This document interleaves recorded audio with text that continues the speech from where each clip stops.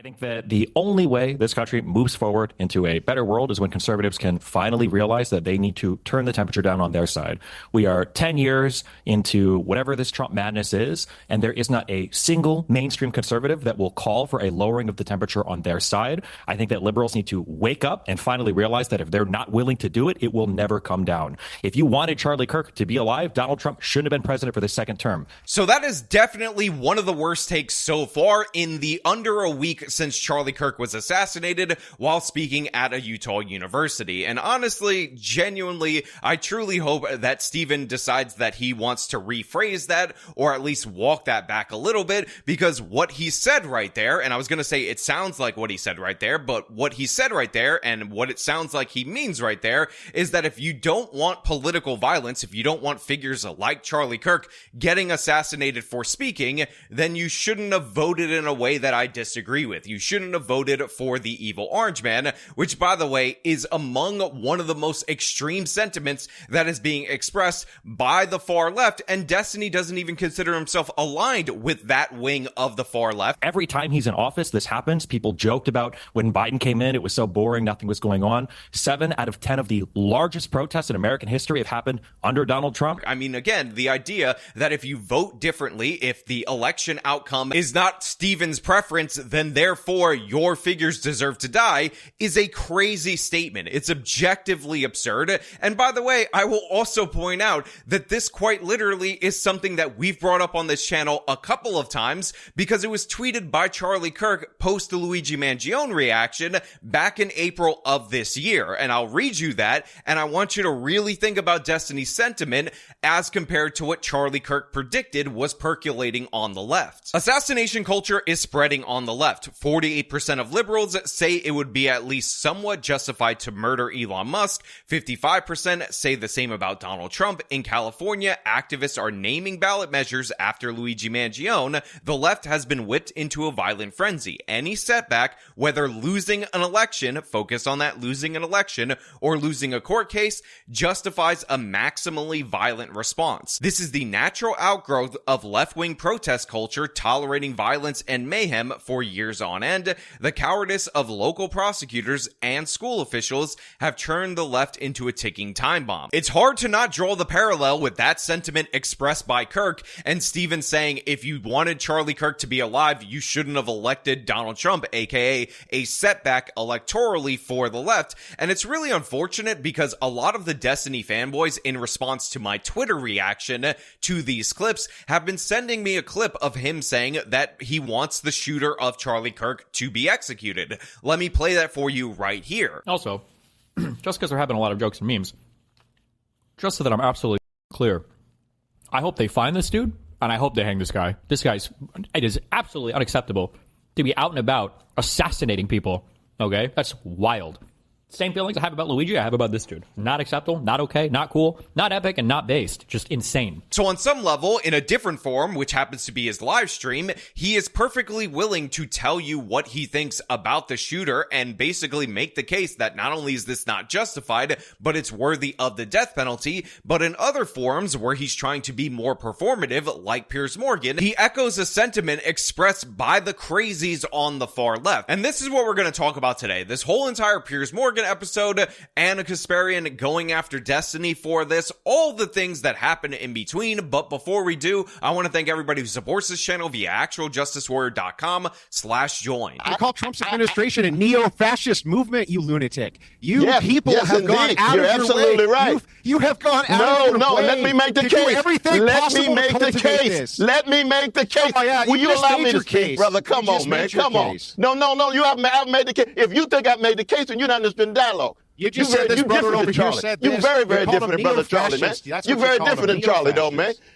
When Charlie himself says that he is against Civil Rights Act, does that make him a proponent of Jim Crow? When he calls Martin Luther King Jr. an awful human being and a scumbag? I'm critical of that. I am critical of that. You're absolutely right, Brother Wilson. You're absolutely right. But if all you're going to do is be arrogant, you're arrogant just like the so-called leftists you're talking about. But Pierce, you making your money, brother. Go on and make your money, man. So the reason I decided to show you this clip of Cornel West being all dramatic and storming off the set, accusing Piers Morgan of only being interested in money after Andrew Wilson pressed him on the idea that he labels his political opponents like Donald Trump and the people that support him neo-fascists, is because Stephen was not supposed to be on this panel. This wasn't supposed to be Destiny versus everyone. It was supposed to be Cornel West, Ana Kasparian, Jack Posobiec, who, by the way, I know personally and is also a close friend of Charlie Kirk, or was a close friend of Charlie Kirk, and Andrew Wilson. But Andrew basically gave him a knockout punch by pointing out accurately that yes, Cornel West was calling these people neo-fascists. This, by the way, is what set the stage for Destiny's appearance on this panel. And like I said, his opening sentiment is ridiculous for a number of reasons. Obviously, people are focusing on the, if you wanted Charlie Kirk to be alive, you shouldn't have voted for the evil orange man portion of it, but it's actually the first portion of that sentiment that I want to focus on for just a moment. I think that the only way this country moves forward into a better world is when conservatives can finally realize that they need to turn the temperature down on their side.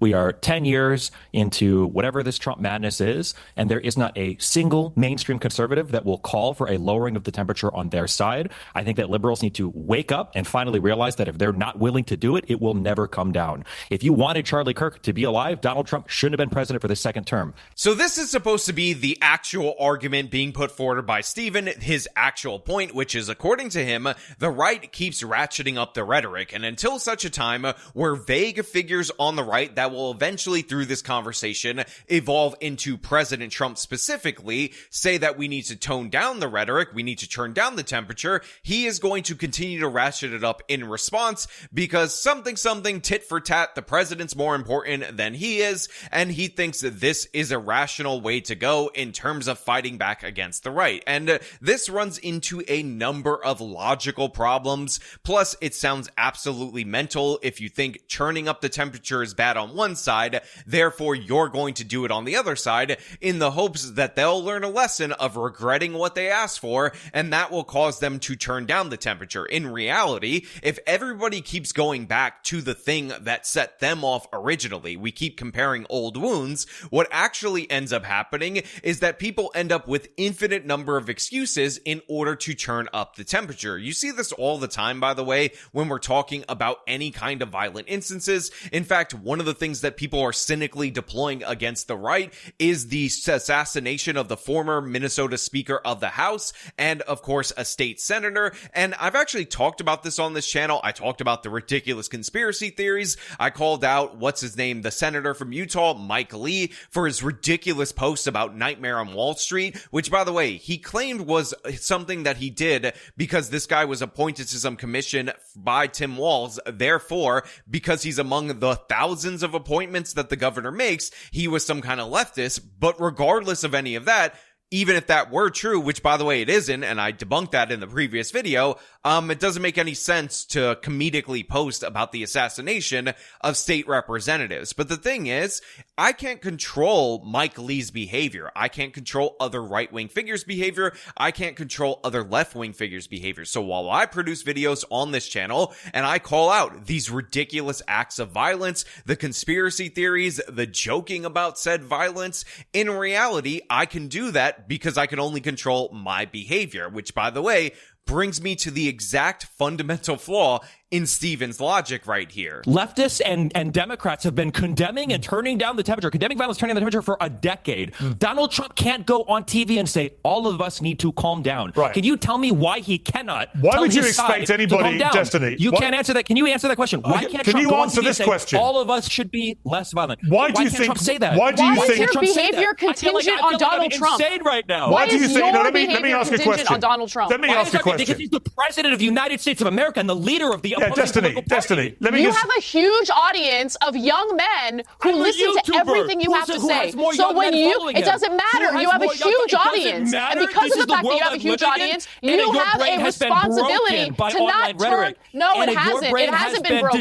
I actually care about the country and want to bring people together. You do the opposite. You represent the worst of us, Destiny. You're embarrassing. Wouldn't you know it? Of all people, it's Ana Kasparian, the Armenian Amazon, even though she's actually short, so I have to call her something something opposite of the Amazon. We'll call her the Armenian Nile River, who decides to bring this logic to the forefront and confront Destiny live on Piers Morgan, which, by the way, was taped and not live, about these particular issues. The sick thing is weaponizing a widow's grief to try to do recruitment for your political party. That's probably one of the most disgusting things I've ever seen. She's showing up in emails for recruitment drives for TPUSA. What did you think the assassination of a political figure would do? What did you think the outcome was going to be? What did you think the outcome was? And by the way, are you asking me for the pragmatic your behavior? Or are you asking me for? Hey, how about take it easy on the Adderall? Take it easy on the Adderall, and let me answer the question that Piers asked me. You must have been really bullied today. My behavior is not reliant on how anyone else behaves. Every morning I wake up and I make decisions about how I choose to react or respond to things. I don't wake up in the morning, check what Donald Trump has to say, and then base my own personal behavior on his behavior. I agree with you in that it would be very helpful to have the leader of this country want to turn the temperature down. And he hasn't done that. I agree with you on that. But that doesn't change the way I choose to respond to what's going on. The idea of mocking a woman who is now a widow with 2 young children who witnessed her husband get shot in the neck and bleed out to death. How can you mock that? What is wrong with you? I just don't understand it. That's it. I don't understand it. I don't understand you, Destiny. You have so much hatred in your heart, and at the same time, you judge others as hateful. If you're going to weaponize somebody's grief against the other party, well, then of course people have a right to fight back against it. So look, those are good points from Ana Kasparian right there, and the reason I know they're good points is because I said them on Twitter based on a previous clip that I saw. Then I watched the full episode of Piers Morgan, and she essentially said what I said on Twitter, and if I made the point and then she reiterated the point that I made, therefore, by the transitive property, it has to be an excellent point. But I will add a little bit of a caveat, a tiny sprinkle of defense for Steven, who, by the way, is utterly defenseless in 99% of the point that he's trying to make, because again, he's attacking Erica Kirk for posting on social media and trying to continue Turning Point USA, which happens to be Charlie Kirk's life work, again, in under a week after he was brutally assassinated by an absolute monster who was whipped up into a frenzy. By the way, very likely 99% chance, unless some overwhelming evidence comes out to the contrary by left-wing activists who thought Charlie Kirk was a fascist. Who shot Charlie Kirk? A guy from Utah who was raised in a Christian family, who was a 22-year-old white dude. Described. He wasn't trans. He didn't have a trans girlfriend. He didn't have any trans influences. He didn't have any trans bullets. Yeah, I'm sorry. You guys were wrong on all of that. To be clear, the governor of Utah, Spencer Cox, has made it clear that their investigation has now established that he had been radicalized by a leftist ideology, which drove him to do this. That's just I'm sorry. Excuse me. When? Yesterday, he said that. No. When was he radicalized? In the 6 months that he did remote college? I don't know when he was radicalized, but I do know the very reasonable-sounding governor of Utah has made it clear that the investigation. You may not want to hear this. Is an ongoing investigation. You may not want to hear it, Destiny. Hey guys, editing Sean here, and I was waiting for official confirmation of what we had been hearing about the shooter's ideology, and it turns out included in the charging document are text messages from the alleged shooter, Tyler Robinson, and of course the transgender roommate that apparently Tyler Robinson was actually seeing. In fact, in these messages, Tyler Robinson refers to this trans person as my love, and wouldn't you know it, in those messages, we actually do have a motivation, and it doesn't sound very right-wing, according to the text. In response to why did I do it, Robinson replies, I had enough of his hatred. Some hate can't be negotiated out. If I'm able to grab my rifle unseen, I will have left no evidence. Going to attempt to retrieve it again. Hopefully they have moved on. I haven't seen anything about them finding it. That's pretty straightforward left-wing motives. Again, the Groypers would have said he's not hateful enough. In addition to that, we also have Robinson say, since Trump got into office, my dad has been pretty diehard MAGA. And by the way, other evidence in the charging document says that this person became obsessed with left-wing politics over the last 2 years, and of course it ratcheted up specifically on LGBT and trans issues because this person was dating a trans. So of course we should see Destiny walk this back, but he won't, because it's just memes, bro. I'm blaming you because one time Republicans blamed this or that, and that's going to be my counter excuse because, you know, you can't ever control your own behavior. You have to base it completely on the behavior of others. But yeah, Destiny's point about Trump being a person who can try to calm down the rhetoric is true. I actually wish Trump was better on this.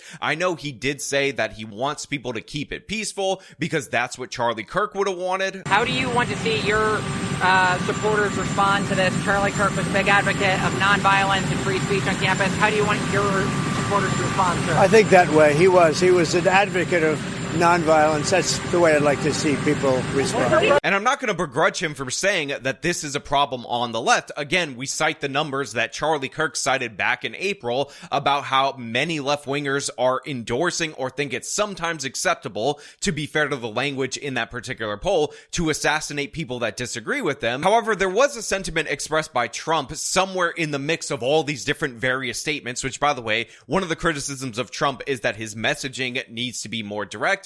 And that is, he said something to the effect of right-wing extremists only want the law to be enforced more. Radicals on the right as well. We have radicals on the left. People are watching all of these videos and cheering. Some people are cheering that Charlie was killed. How do we fix this country? How do we come back together? I'll tell you something that's going to get me in trouble, but I couldn't care less. The radicals on the right oftentimes are radical because they don't want to see crime. They don't want to see crime. Worried about the border. They're saying, we don't want these people coming in. We don't want you burning our shopping centers. We don't want you shooting our people in the middle of the street. The radicals on the left are the problem. And they're vicious and they're horrible and they're politically savvy.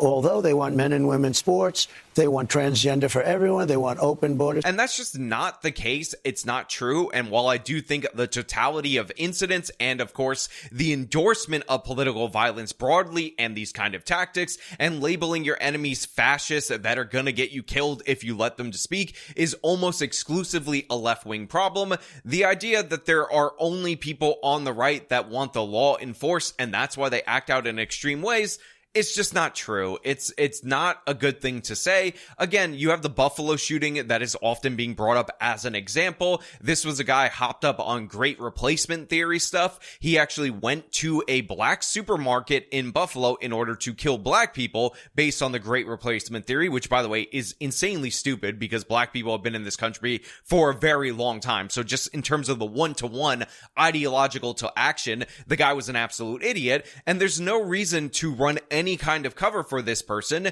because he did act out based on, again, concerns about great replacement theory, which, by the way, is something that is pushed by the right wing. And there's no reason we have to cover that up or own that. And by the way, nobody on the right defends somebody like that. In fact, most of the sentiment that was expressed by the right wing post this guy's capture is that New York should have the death penalty for people like this. And I 100% agree to that. So yeah, I don't like the 100% dismissal of anything on your side by President Trump, or at least that's the way it came out in that sentiment. I know that you're going to have other statements where he's saying other things. He's President Trump. So to that extent, I wish Trump had a more consistent message. I wish he didn't talk about his ballroom or whatever the hell he was building so much in relation to Charlie Kirk, because that's what he was doing when he found out about the assassination. But, you know, President Trump is who he is. And still, the idea that you would base your actions, your motivations and whatnot, and what you put out into the world on him is a bit absurd. It's insane, especially if you hate this guy. At one point in time, Anna said he has the worst case of Trump derangement syndrome. I have all sorts of disagreements with the right. That doesn't mean I'm going to dehumanize them and cheer on the slaughter of my fellow Americans because we have disagreements on politics. You're embarrassing. I wish anybody here had the same energy for the president of the United States, but that's good. I'm glad you guys are focused where it really counts on Twitter. Dude, you have like TDS, like, you know? You are like the prototype TDS, of TDS. Yeah, it's comes. unbelievable. TDS, you wake up every morning and you decide your behavior is going to hinge on Trump.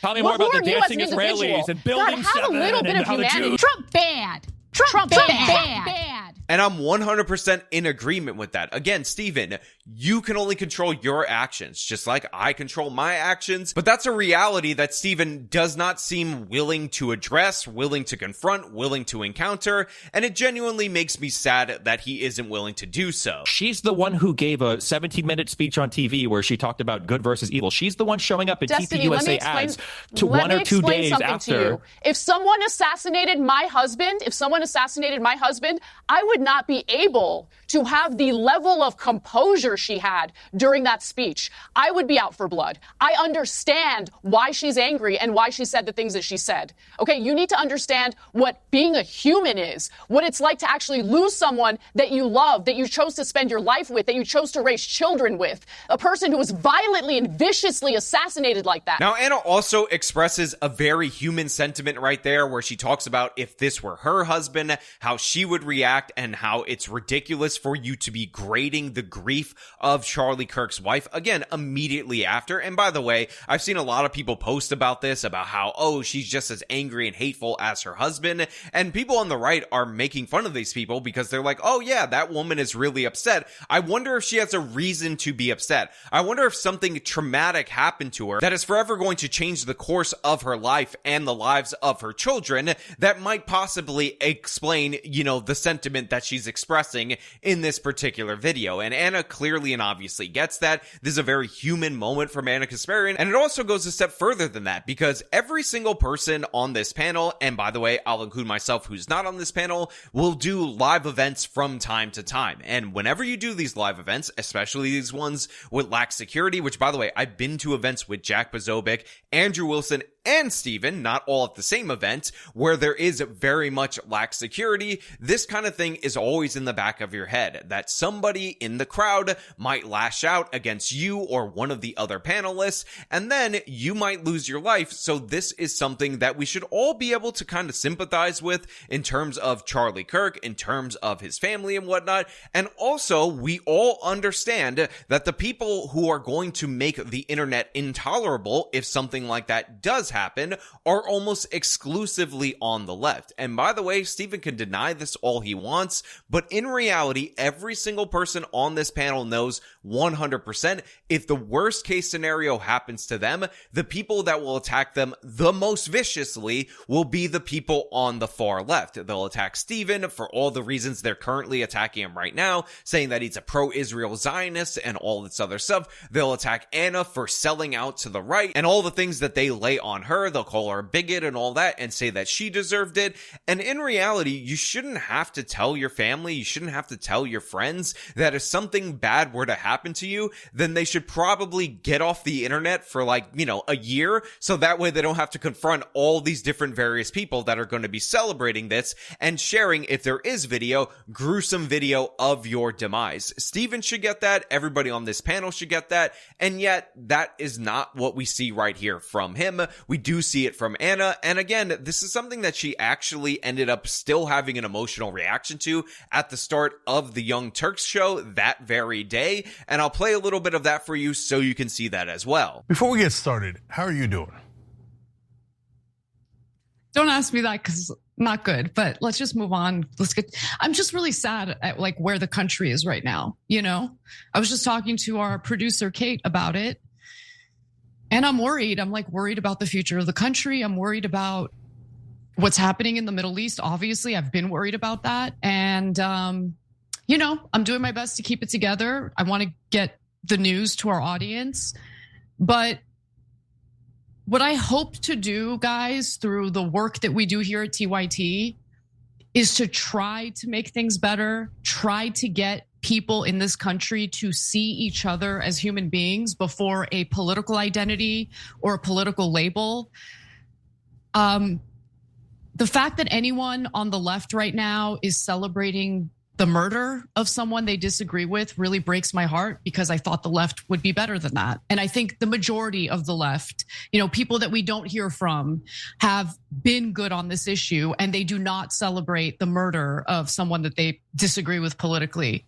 But it does break my heart that some of the most prominent streamers, content creators have been putting out some stuff out that I don't know where I belong. And that's another thing. All of this is just kind of doubling down on how homeless I feel politically. And that's a really difficult place to be, because you have nothing to root for. You have, I don't know. There's no figure or there's no political party I can look to right now and feel inspired by. And that's really hard to do. or a hard place to be in. So that's how I'm doing, Cenk. I didn't expect you to ask me that question, so sorry for the whole spiel. Look, I 100% get that reaction. Again, I talked about how I'll sometimes go on social media, I'll refresh my feed, and I'll get angrier, and then I'll do it again.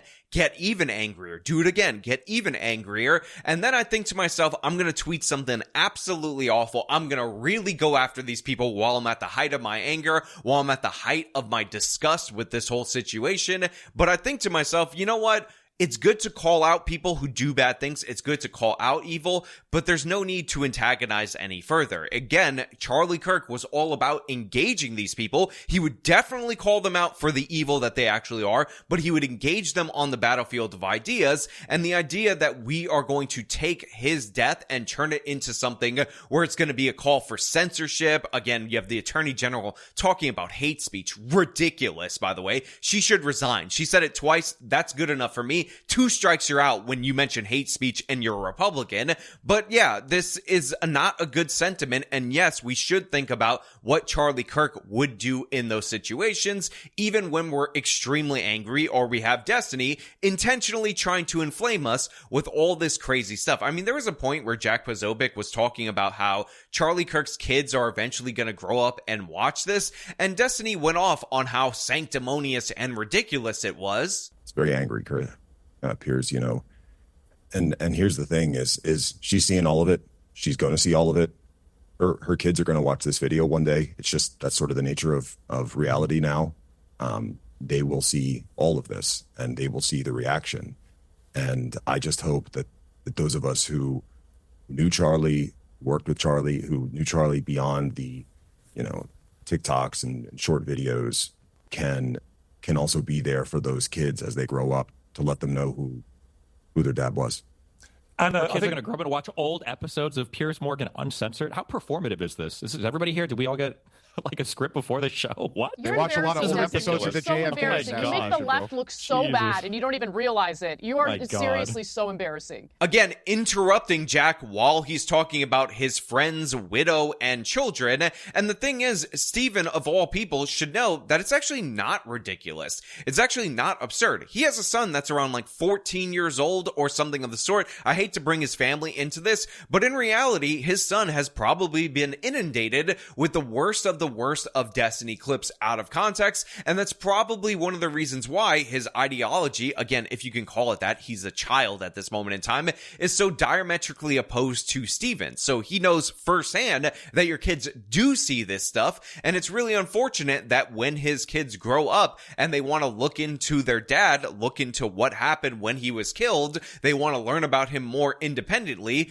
they're going to be confronted with gory video of his death, a bunch of people who are making conspiracies about where the bullet could have hit in order to re-show you the gory video. Don't think I didn't notice that online. Those people are absolutely disgusting. And then people talking about how much he deserved it. And again, you'll have people like Destiny talking about how it's sanctimonious to even care about that. But in reality, it is something that people do care about. Okay, yeah. God. You can talk to your best friend. You really Glenn are. Beck about I mean, it like, later, you have do another feel 30-minute conversation about it, Anna. Maybe I will. Maybe I will talk to Glenn Beck about it. Oh, is that is that naughty? Is it how naughty? Many conversations have you had with Nick? You had more conversations with Nick than anyone. So mean. Oh no, not the meanies on Twitter.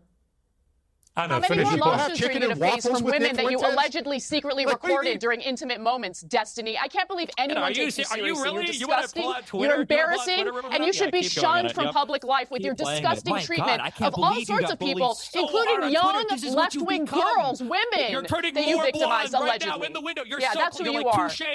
You're embarrassing. You embarrass the left. You're the type of person who pushes people away from the left. Make sure you understand that. You're embarrassing. There's no morality with you. There's no grounding values. There's no principles. All you want is attention, attention, attention, attention. That's all you want. Of course. All you want. Endless attention. Say disgusting, provocative garbage. Another friendly conversation with another mainstream conservative commentator about how you're such a leftist, but those people on Twitter are so mean. Now, he ends up getting into it with Ana even more, and he talks about how she based her whole worldview on people being mean to her on Twitter. And this is another thing that I just don't really like about Steven and the way that he approaches internet politics. He actually did this recently to Ethan, where he decided to sell him down the river because Ethan disavowed him for some other scandal that we're not even going to get into in this. Because you know what? When people are accused of crimes, that should be adjudicated in the criminal court, not online in social media. But he ended up using the same exact attacks that the far left lunatics use against Ethan as a way to get back at him because he felt personally insulted. Again, these people always go for the low blows.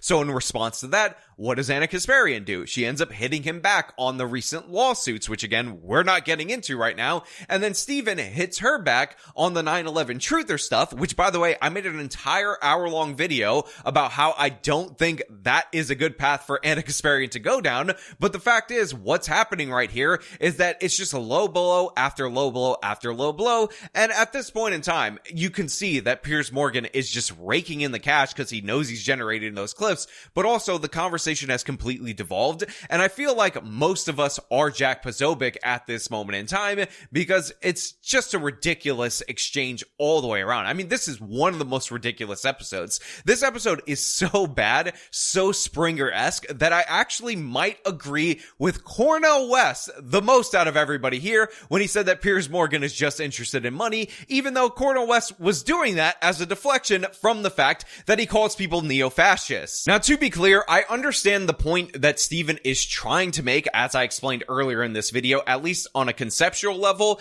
I just think it's really dumb. It's really dumb to say that you are unwilling to control your behavior, you're unwilling to control what you say, based on the idea that prominent conservatives, which eventually ended up tumbling into President Trump, won't control what he says or what they say to an extent that you're satisfied with. It's essentially a way to give yourself a free pass on whatever you do because you can always blame the other side. And like I said, that never actually progresses the ball forward. That never actually gets the temperature turned down, which is supposedly Steven's goal. And considering he's one of the most inflammatory people on this particular subject, it rings unbelievably hypocritical, even if he's intentionally trying to be inflaming in order to teach you guys a lesson about being inflaming with your rhetoric. It's not well thought out, even if you take Steven at his word, but if you don't, it sounds like a backwards justification to be as nasty as you possibly can be in order to say, well, those people over there, they're even worse, or they have even more influence, or in the case of President Trump, who's quite literally the president of the United States,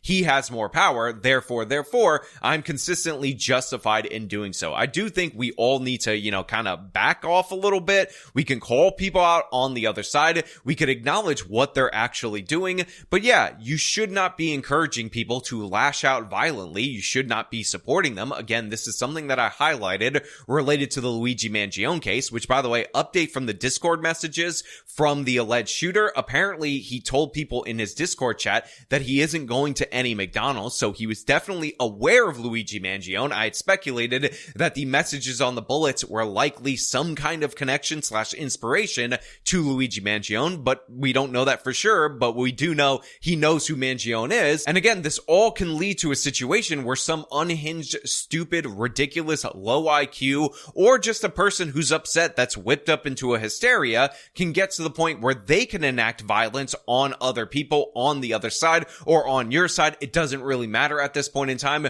all because of the fear that is being pushed by all these different various content creators. And again, a lot of these people have larger platforms than I do, but it's important for me to not use their larger platform or Steven's larger platform, his higher position of influence, as an excuse to behave poorly. Again, on top of that, I will also point out that it's a complete and total optics failure when you're ragging on Charlie Kirk's widow. Like, what is wrong with you? It makes you look bad. And I feel like at some point in time, and again, maybe, just maybe, this is me overreading the body language, Steven realized that this is actually an optical nightmare for him. Now, I know he likes the chaos. I know he likes all the controversy surrounding him to a certain degree. I mean, all of us do. That's why we do what we do, and we put our opinions out on the internet TheChairShot.com, but this is a bridge too far, and you feel like you could see on his face that maybe he knows that. Now, of course, finally, I do want to address something else, because Andrew Wilson has been going off on Twitter.com about an exchange that he had with Ana Kasparian prior to Cornel West leaving the show. Ana Kasparian are here, and she's talking about this. The Young Turks called Charlie Kirk a fascist how many times? The Young Turks played into this rhetoric how much? They went out of their way to do so. Ruben recently called him out for doing it. So I just called him a fascist. Hang on. I've literally never. I don't even call Trump a fascist. I didn't interrupt you once, lady. But you can't make things up about what I've said about Charlie Kirk. You can talk when I'm done talking, like I was respectful enough to let you do. So the thing is like, yes, they do. This network does do that, and these leftists do that. And they set all the rhetoric up in the world to make sure something like this happened, and they were dancing on the grave of this guy before he was even cold. I have tweets from Destiny which are insane. And then after this exchange, Andrew went on a long rant on X where he talked about how Ana Kasparian definitely did do this, and all the people that are defending her and denying this are actually simps for a left-wing woman, and he's very upset that people aren't backing him up on this particular exchange. And here's the thing. Obviously, I've been calling Ana Kasparian my literal bestie for like 2 to 3 years right now. I don't even know when she did the whole birthing person thing and people started attacking her like crazy. But to be 100% fair, Andrew Wilson is actually correct here. There's a lot of clips, a lot of incendiary rhetoric that came from Ana Kasparian in the past. I could play a ton of it for you. I could fill like an hour of a compilation of all the different crazy things that Ana specifically said, let alone Cenk Uygur. But the thing is, Ana acknowledges that she was definitely demonizing Trump supporters, the right wing, and all of these people for a huge portion of her career. She's done this in other forums, and she's working to change that. So while Andrew isn't wrong, while there are clips to support this, while I do have examples on the fly, somebody actually replied to him saying that I've made hundreds of videos on this. I'd say maybe a little bit over 100, not hundreds, but who knows? I haven't really counted as of late. In reality, Ana has acknowledged this, at least in another form, and pledged to change, and for the most part, except for certain subjects, she has backed off the very incendiary rhetoric, and you gotta give credit where credit is due. But yeah, I did want to acknowledge that Andrew Wilson, who's getting made fun of and attacked for going after Ana, was actually correct in what he was saying right there, but he didn't acknowledge that Ana has acknowledged that she used to do that before, and she's working to change. So, you know what? I'll just leave it right there. I want to know what you guys think about all this down in the comments below. As per usual, if you like this video, show them by leaving a like, subscribe for more content, follow me on the social medias, support me via the support links in the description of this video. This has been me talking about Destiny going a little cray-cray. Till next time.